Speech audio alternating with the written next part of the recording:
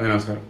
ఈరోజు రేణు దేశాయ్ అండి మన సమాజంలో మనుషులు ఎలా ఉన్నారు, ఎంత వరస్ట్గా ఉన్నారు అన్నది మనం చూస్తూనే ఉన్నాం. కానీ సోషల్ మీడియాలో ఇంకా ఘోరంగా ఉన్నారు. అదేమంటే తిడితే సబ్స్క్రైబర్ పెరుగుతారు, తిడితే వ్యూస్ ఎక్కువ వస్తాయి అంటూ వీడియోలు చేస్తున్నారు, కామెంట్లు పెడుతున్నారు.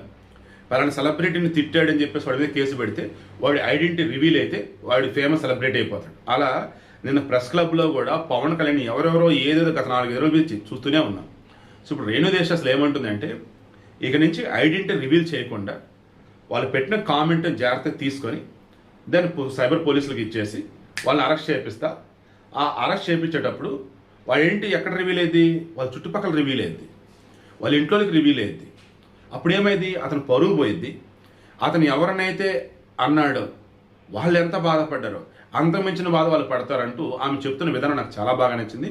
నేను చాలా రోజులు పెట్టి మీకు చెప్తూనే ఉన్నా, మీలో కొంతమంది నా దగ్గరైనా ఎక్కడైనా సరే ఘోరాతి కామెంట్లో పెడతారు. ఎందుకు పెడతారో తెలియదు, ఎలా పెడతారో తెలియదు.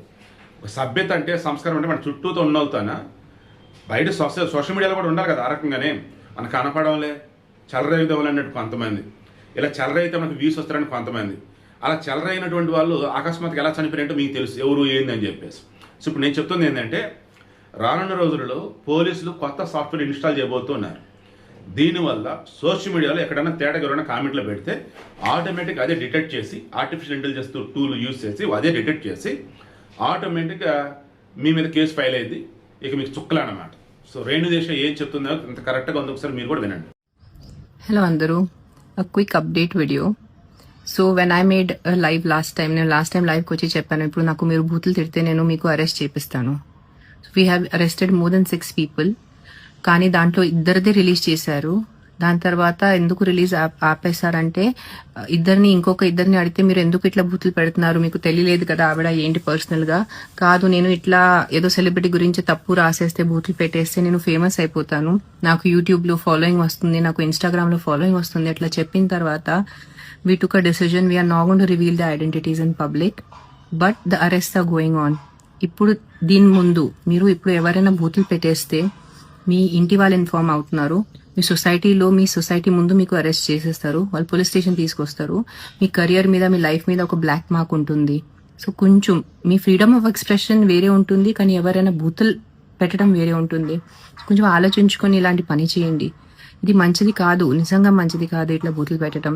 And if you're specially an IT person or someone who's working in office, మీ హెచ్ఆర్కి ఇన్ఫార్మ్ చేస్తారు, మీ బాస్కి ఇన్ఫార్మ్ చేస్తారు కి చూడండి మీ ఎంప్లాయీ ఇట్లా చేస్తున్నారు, మీ ఫ్యామిలీ మెంబర్స్కి ఇన్ఫార్మ్ అవుతుంది.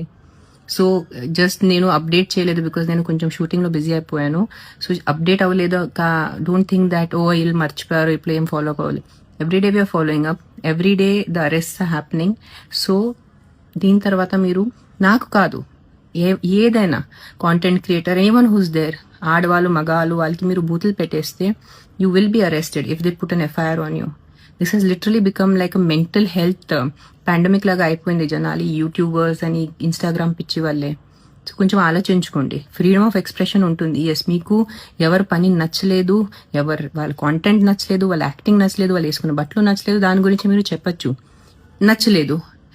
కానీ డాష్ బూతులు పెట్టేసి మీరు రాసేస్తే, తప్పు మాటలు రాసేస్తే compulsory FIR will be done on you. It is 2026.